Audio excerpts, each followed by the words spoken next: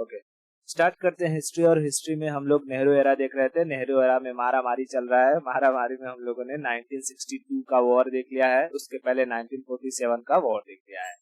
जैसा कि हमने देखा था 1962 वॉर में ये जो चाइना था, चाइना ने हमारा लद्दाख का कुछ एरिया कब्जा लिया था।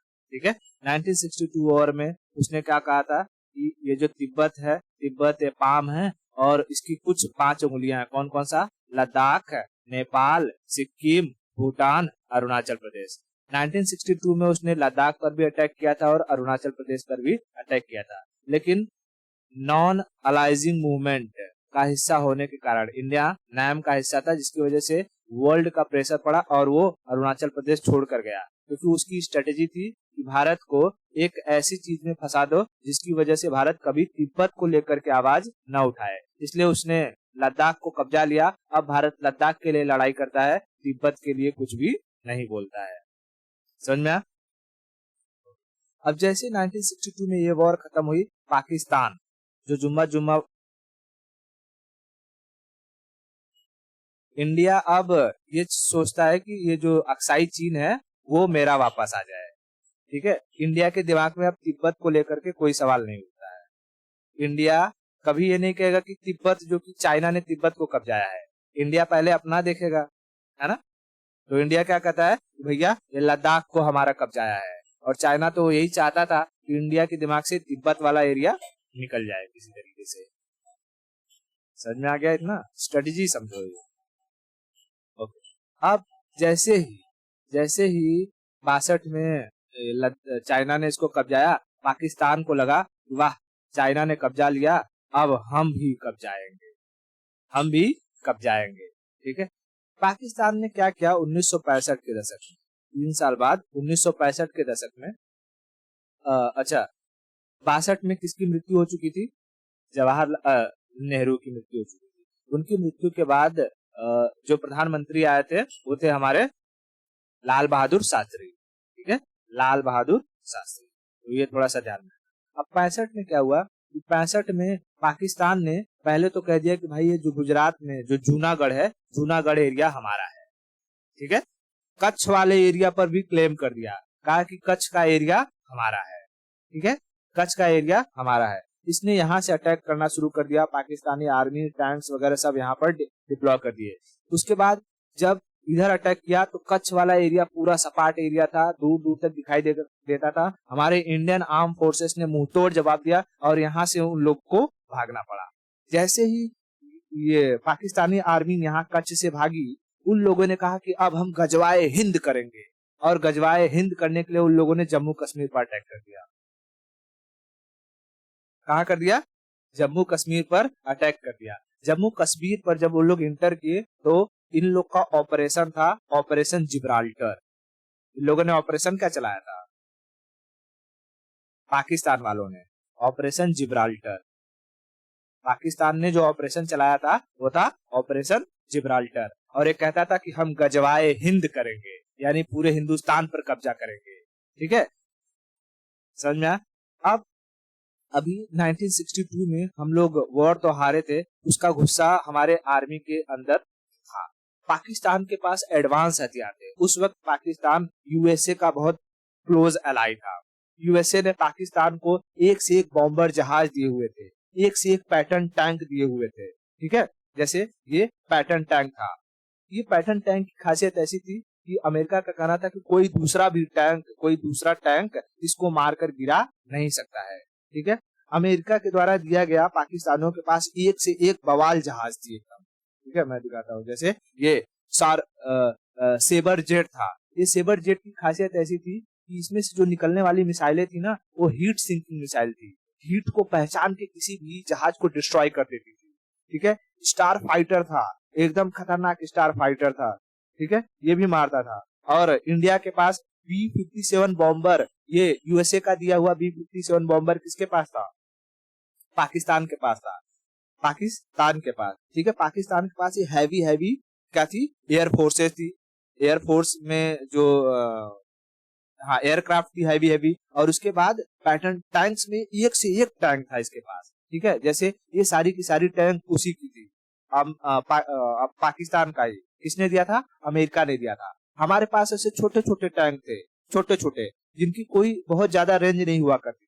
ठीक है, पहले हथियारों के बारे में समझते हैं, फिर लड़ाई कैसे हुई, कैसे जीता हमने, उसके बारे में समझेंगे। ठीक है, ओके। तो इतना समझ में आया कि जो पाकिस्तान था, पाकिस्तान के पास पैटर्न टैंक की मात्रा बहुत अधिक थी।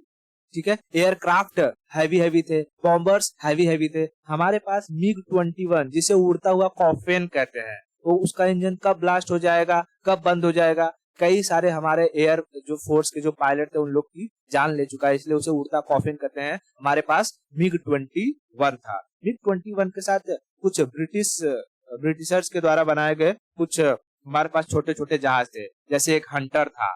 ठीक है, हंटर, फिर नाट था, नाट। हमारे पास एक छोटा सा बॉम्बर था, ई बॉम्बर के नाम से जाना जाता था। एक वैम्पायर करके एक छोटू सा जहाज हुआ करता था। ठीक है, यानी हमारे पास लिमिटेड थे सोर्सेस, और ये सब छोटे छोटे थे। बहुत बड़े कॉम्बैट ये नहीं कि मार देंगे। इनमें कहीं मिसाइल देख रहा है, मिसाइल लगने वाला कहीं कुछ नहीं, नॉर्मल है कि खाली गोली मारो, धक धक धक धक धक धक धक धक। ठीक है, ऐसा है। ये डुअल इंजन खाली इसी में था, इसमें डुअल इंजन है। ये बॉम्बर था, तो बॉम्बर थोड़ी तुमको मिसाइल मारेगा, बॉम्बर तो किसी प्लेस पर बम गिरा सकता है ना। तो हमारे पास अगर हम देखें, इंडिया के पास बहुत बड़ी तादाद नहीं थी, ना तो एयरक्राफ्ट की और ना ही टैंक्स की। लेकिन हमारे जो योद्धा थे, हमारे जो सोल्जर थे, वो एकदम बोलते हैं ना कि अपनी दिमाग, अपनी टैक्टिस से उन लोगों ने किस तरीके से पाकिस्तानियों को धूल चटाया, ये स्टोरी हम लोग अभी समझते हैं। ठीक है, ओके, समझना ध्यान से। यहाँ पर जब पाकिस्तान एंट्री मारा जम्मू कश्मीर में, ठीक है, इसको हटा देता हूं थोड़ा। जम्मू कश्मीर में एंट्री मारेगा, जैसे ही जम्मू कश्मीर में एंट्री मारा, ठीक है, यहाँ से वीर अब्दुल हमीद, ठीक है, वीर अब्दुल हमीद अपने पलटनों के साथ गए, अपने पलटन के साथ गए, और यहाँ पंजाब वाले एरिया में, क्योंकि वो लोग जम्मू कश्मीर में एंट्री मारे थे और यहाँ पंजाब वाले एरिया में भी एंट्री मार चुके थे।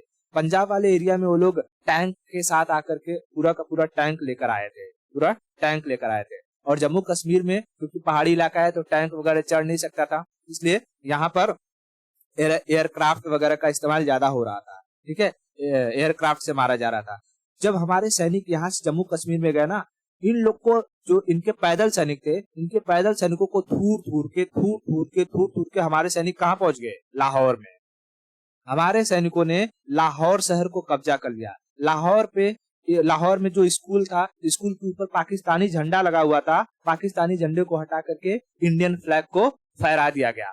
अब वहां से जितने भी ये पाकिस्तानी आर्मी थे, वो लोग की हिम्मत नहीं बढ़ रही थी कि वो लोग अब इधर आए। अब वो लोग पंजाब वाले एरिया में टैंक के साथ एंट्री मार दिए। जब टैंक के साथ पंजाब वाले एरिया में एंट्री मारे, तब यहाँ से वीर अब्दुल हमीद अपने पलटन के साथ यहाँ पे गए। और वीर अब्दुल हमीद के पास क्या था पता है? ये आरसीएल गन, आरसीएल गन।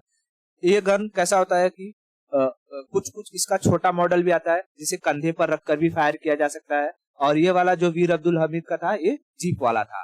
वीर अब्दुल हमीद जानते थे कि ये जो पैटर्न टैंक है, इसकी कुछ न कुछ कमजोरी तो जरूर होगी, और वो छुप छुप कर इसके जो कमजोर हिस्सा रहता था वहां पर मारते थे।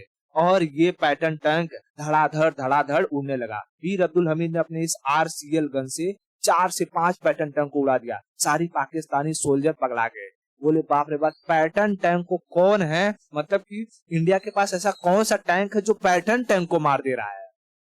वहां सारे अमेरिका पाकिस्तानियों को गाली दे रहे हैं कि भाई कर क्या रहे हो तुम लोग, मतलब तुमको हमने दुनिया का सबसे ताकतवर टैंक दिया है, इंडिया वालों के पास कुछ नहीं है, वो लोग मार कैसे रहे हैं? तेरे क्या सैनिक जो है कि पागल वागल है, कैसे चला रहे हैं? ठीक है, अब ये आरसीएल गन की खराबी क्या होती थी कि जब ये फायर करता था उसके पीछे बहुत सारा धुआं हो जाता था, और धुआं हो जाने की वजह से इनके जीप का लोकेशन ट्रेस हो जाता था। ठीक है, पता चल जाता था। तो एक वक्त ऐसा आया कि जब ये पैटर्न टैंक इधर से चला पाकिस्तान का, और वीर अब्दुल हमीद की जो आरसीएल गन थी वो सामने से चली, दोनों की गोली आपस में आमने सामने आई। पैटर्न टैंक को वीर अब्दुल हमीद की गोली ने उड़ा दिया, और वीर अब्दुल हमीद की इस पूरी कार को इस पैटर्न टैंक की गोली ने उड़ा दिया, और वहां पर वीर अब्दुल हमीद क्या हो जाते हैं? शहीद हो जाते हैं। ठीक है, ओके। ये जो पंजाब वाला इलाका था, यहाँ पर दुनिया में एकमात्र ऐसा बैटल फील्ड है जहां पर सबसे अधिक वो टैंकों के साथ लड़ाई हुई थी वर्ल्ड वॉर सेकेंड के बाद। यहाँ पर जब दूसरे और सैनिक आपने देखा कि वीर अब्दुल हमूद किस तरीके से मार रहे हैं, दूसरे सैनिक भी उसके पाकिस्तानी टैंक को तोड़ने लगे और पाकिस्तानियों में हड़कंप मच गई। पाकिस्तानी अपने 150 से अधिक टैंक को छोड़ करके यहाँ से भाग गए। ऊपर से यहाँ पर एक नहर थी, कैनाल को हमने खोल दिया था क्योंकि हमारे पास हथियार नहीं थे, तो हमें डिफेंसिव लड़ाई लड़नी थी, यानी हमें कम से कम गोला बारूद का इस्तेमाल करना था और उनके अधिक से अधिक गोला जो हथियार थे उनको डिस्ट्रॉय करना था। तो जब हमने पूरा वो कनाल को तोड़ दिया, ब्लास्ट कर दिया, तो पूरा एरिया में पानी पानी भर गया और उनके जो टैंक थे वो फंस गए। जब टैंक फंस गए तो सब लोग कंधे पर ले लेके उनके टैंकों को लगे उड़ाने, हमारे इंडियन सोल्जर्स, और जब उड़ाने लगे वहां से सब पाकिस्तानी निकल निकल के भागना शुरू कर दिए। ठीक है, आज भी ये जो एरिया है ना, आज भी यहाँ पर पाकिस्तानियों के कई सारे जो टैंक है वो वैसे के वैसे ही धरे हुए हैं नंबर प्लेट के साथ। पाकिस्तानियों की इतनी हिम्मत नहीं होती कि वो आकर के अपना वो टैंक ले जा सके। इसे टैंकों का कब्रिस्तान कहा जाता है। आदमियों का कब्रिस्तान होता है ना, वैसे इसे टैंकों का कब्रिस्तान कहा जाता है। बात समझ में? ओके, तो यहाँ पर ये टैंक वाला सिस्टम हुआ कि टैंकों को हमने तो हरा दिया। ऊपर जब अब एयरफोर्स थी, एयरफोर्स हमारी तगड़ी नहीं, हमारी सारे के सारे एयरफोर्स को समझना, जैसे ये इसका जो सेबर जेट था, ये साला मारता था मिसाइल ना, इसकी मिसाइल ऊपर ही ऊपर जाकर के हमारे सारे के सारे एयरफोर्स को डिस्ट्रॉय कर देती थी। अब हमारे सैनिक सोचने लगे कि हम कैसे मारेंगे। ठीक है, अब हम क्या करें? तो हमारे सैनिकों ने दिमाग लगाया। देखो क्या दिमाग लगाया कि जैसे पाकिस्तानी का ये एयरफोर्स है, मान लो, ठीक है, ये एयरफोर्स है, और हमारे इंडिया का एयरफोर्स है, मान लो ये है नॉट मिसाइल और या तो MiG-21।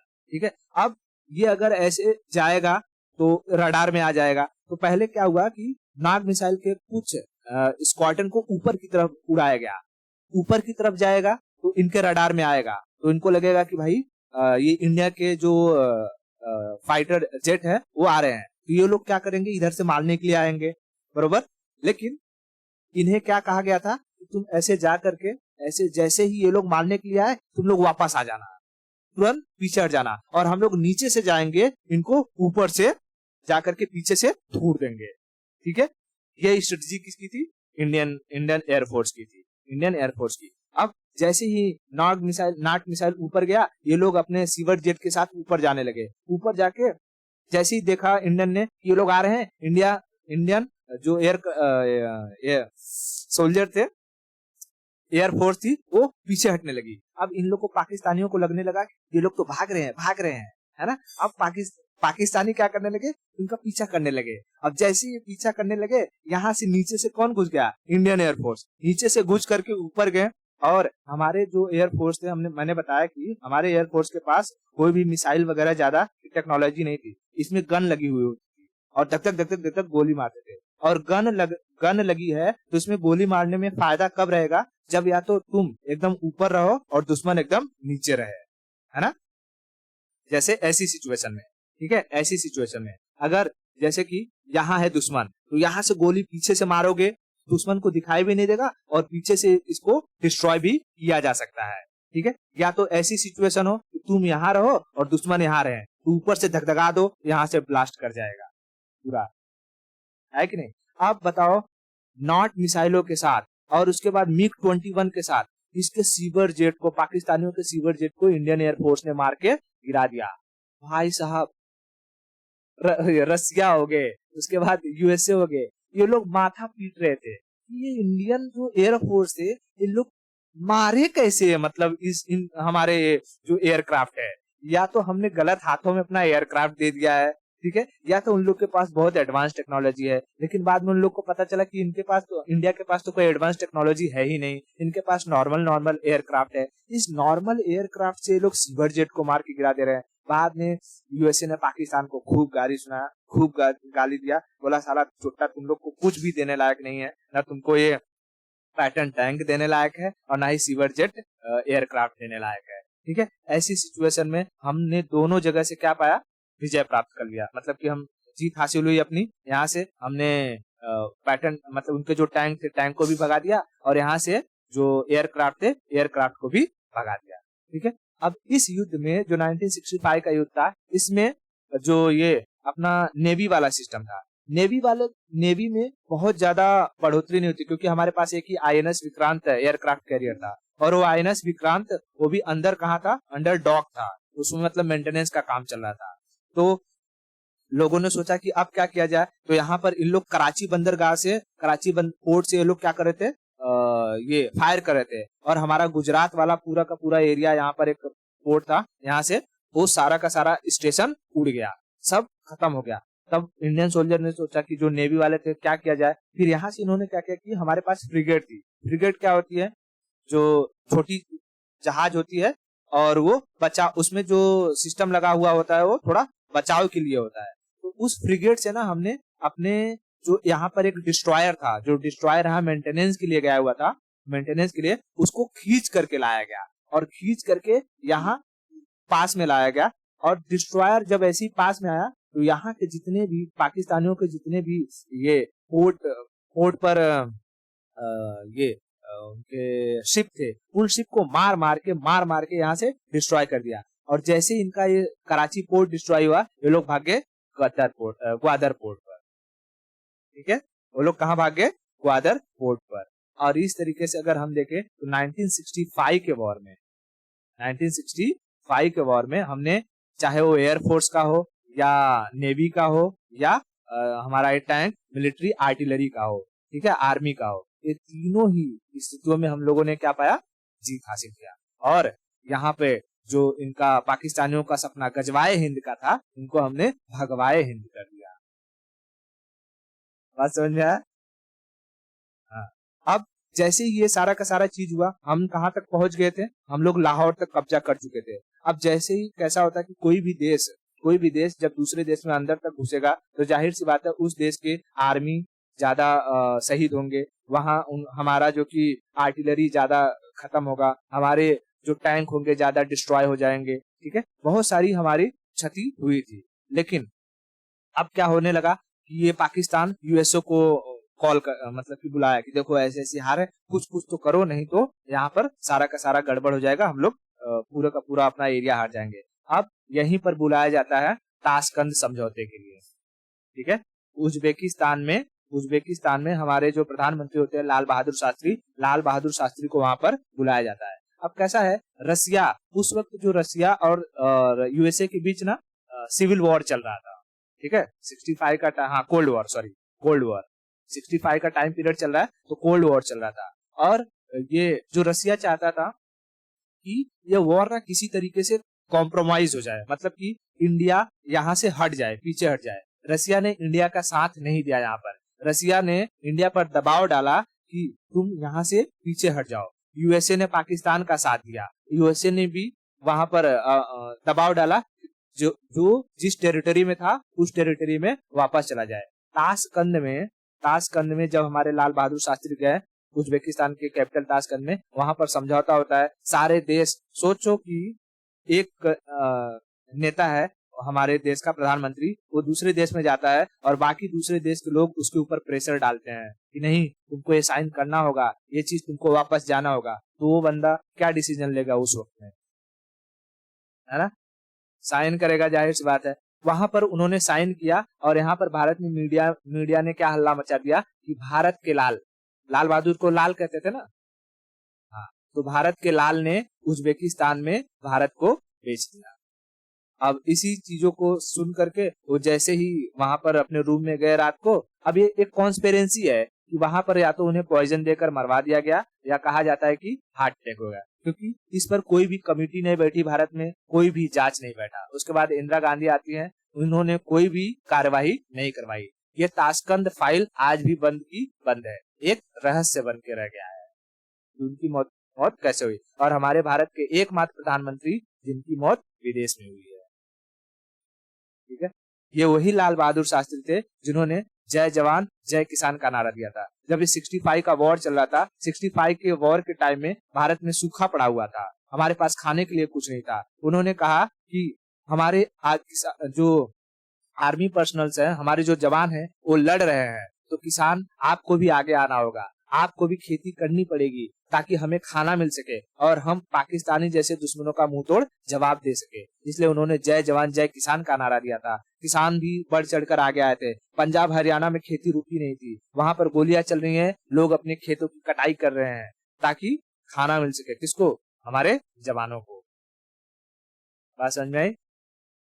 हाँ। और यही लाल बहादुर शास्त्री थे जो वहां पर गए ताशकंद में, जब उन्होंने सिग्नेचर किया तो मीडिया ने ये हवा उड़ा दिया कि देश के लाल ने देश को बेच दिया, भारत के लाल ने भारत को बेच दिया। और इस तरीके से 1965 का वॉर तो हम जीत जाते हैं, लेकिन हमारे देश के एक महत्वपूर्ण जो लीडर थे, हमारे प्रधानमंत्री लाल बहादुर शास्त्री, उनको हम खो देते।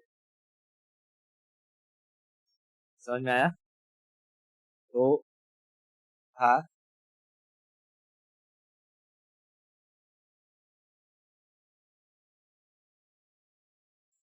अब इसके पीछे तो ना मैं कोई रॉक एजेंट हूँ और ना ही।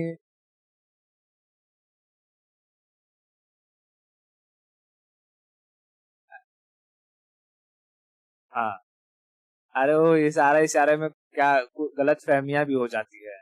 तो एक्चुअली हाँ, 65 में ये तो पक्का है कि रसिया ने इंडिया का साथ नहीं दिया था, ठीक है। लेकिन रसिया इतना समझ चुका था कि इंडिया जो है उसका एक बोलते हैं ना कि ट्रस्ट अलाई हो सकता है, एक अच्छा पार्टनर हो सकता है। तो उस वक्त रसिया ने कहा कि मैंने 65 में तुम्हारा साथ नहीं दिया, ये मेरी गलती है, लेकिन जब फ्यूचर में तुम्हें जरूरत पड़ेगी मैं तुम्हारे साथ खड़ा रहूंगा। और 1971 में जब बांग्लादेश लिबरेशन की वॉर होती है, तब रसिया सबसे पहले आके खड़ा होता है, जब पाकिस्तान ने किसको बुलाया था? यूएसए को। यूएसए अपना न्यूक्लियर मिसाइल लेकर के आ गया था और रसिया अपना 40वां बेड़ा लेकर के आ गया था। कहा था कि भारत को अगर मानना है तो सबसे पहले मुझसे लड़ना होगा। तो उस वक्त 1971 में रसिया ने भारत से माफी मांगी थी, कहा था कि मैंने 65 में जो किया वो मेरी गलती थी। समझ में आया?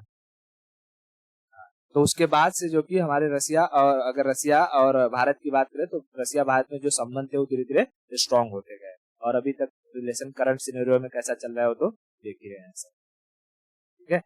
इसलिए ये जियो पॉलिटिक्स में कोई भी किसी का परमानेंट फ्रेंड नहीं, किसी का परमानेंट एनिमी नहीं होता है। उस वक्त तक जो यूएसए पाकिस्तान को एकदम, या पाकिस्तान का एकदम खास है, आज क्या पाकिस्तान के साथ यूएसए का वही रिलेशन है? नहीं। आज पाकिस्तान किसका रखेल बना है? चाइना का। पता है? चाइना चाइना के वर्करों, जो वर्कर्स है ना, वर्कर्स, उनके पेमेंट को कंप्लीट करने के लिए यहाँ पाया गया कि पाकिस्तान से लड़कियां सप्लाई हो रही हैं चाइना में। हाँ, ताकि ये जो चाइना ने लोन दिया है उस लोन को कुछ तरीके से पूरा किया जा सके, उनके आदमियों को खुश करके, ठीक है। वही बोल रहे हैं, ये जो पाकिस्तान है, पाकिस्तान बोलते हैं ना कि कभी किसी को अपना बना लेता है तो किसी और को अपना बना लेता है, कभी इसको रख लेगा तो कभी यूएसए को रख लेगा। तो इसीलिए पाकिस्तान को रखैल कहा जाता है। ये चाइना का है तो कभी यूएसए का है, ठीक है। तो ये पाकिस्तान की मेंटेलिटी रही है। और पाकिस्तान हमेशा बड़े गर्व के साथ कहता है कि यूएसए हमारे साथ है या चाइना हमारे साथ है। इंडिया में क्या होता है, हम कहते हैं हम मेक इन इंडिया करेंगे, हम खुद डिपेंडेंट बनेंगे। लेकिन ये पाकिस्तान या तो चाइना के बल पे उछलेगा या तो यूएसए के बल पे उछलेगा। इन लोग को खुद ये कभी नहीं समझ में आता कि हमें खुद डिपेंडेंट होना चाहिए, ना चाइना के फेवर में जाना चाहिए, ना यूएसए के फेवर में जाना चाहिए। हमारा देश खुद ग्रोथ करना चाहिए, लेकिन नहीं,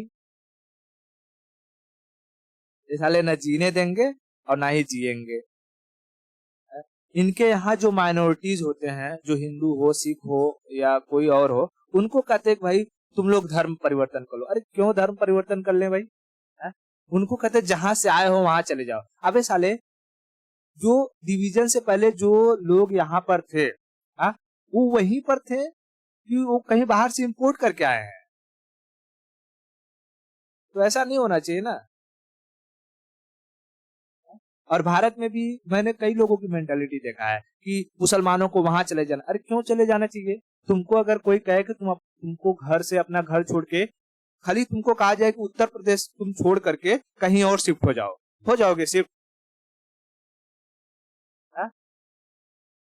वही चीज अगर जो इंसान जिसका बाप दादा की जमीन हर एक चीज मतलब जिसकी इमोशंस जुड़ी हुई है, अगर कोई इंसान यहाँ रह रहा है तो उसको कैसे कोई कह देता है कि तुम पाकिस्तान चले जाओ। मैं मानता हूँ कि हरामी होते हैं, ठीक है, लेकिन 10 में से 2 हरामी होंगे, सब 10 के 10 थोड़ी हरामी होंगे।